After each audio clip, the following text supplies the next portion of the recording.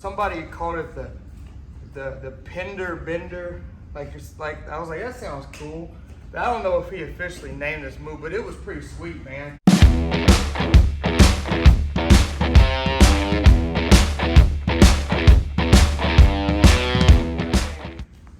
Jeremy Pender, he hit this in an MMA fight. And here, let me do this on, where's his, I'll do this on Tim.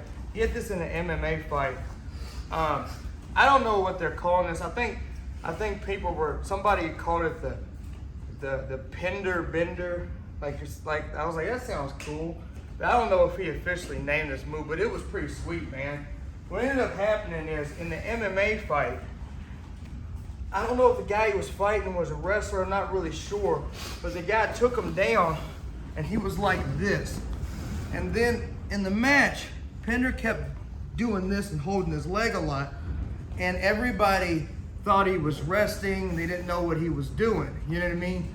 And I might be quoting this, like, I read somewhere when people were talking about it that he was saying that he was gonna do that in the back, like he was telling people, I wanna get this, I wanna try to get this move on him in the match. That's what I heard, which would be cool if that, I hope that's the case, because that would have been awesome, even more awesome.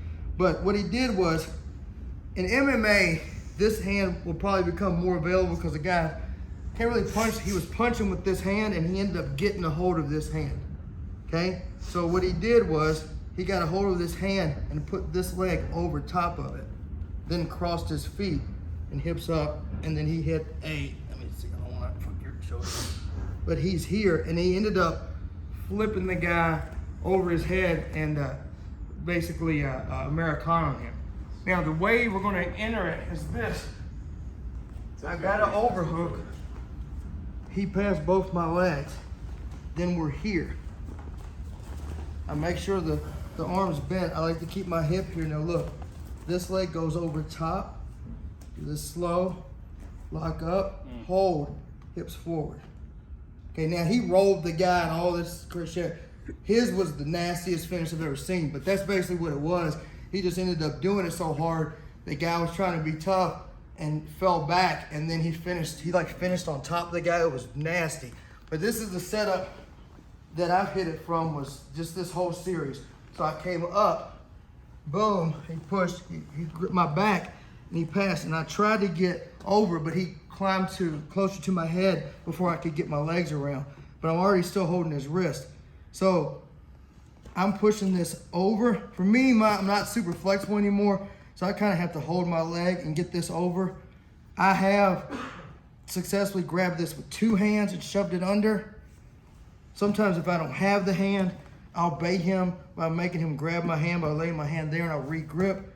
But for me, everybody's different. What's helped me is his arm's just kind of free flowing out here until my hip kind of helps turn it. Does that make sense? Like, it's just here. If I just throw his arm under, it could go whichever way. But this hip has been helping me, and then I catch his arm, do this slow, and I hit the Pender Bender. And he's got, like, his setups are much cooler than my setups, but way cooler. And if you're watching this Pender is also a cooler person than I am, and a better looking person. This is good. He's got a bigger butt too, for sure. Huh? He's got a bigger nicer butt than I do. Butthole. Yeah, butthole. Nice. He's got a bigger butthole.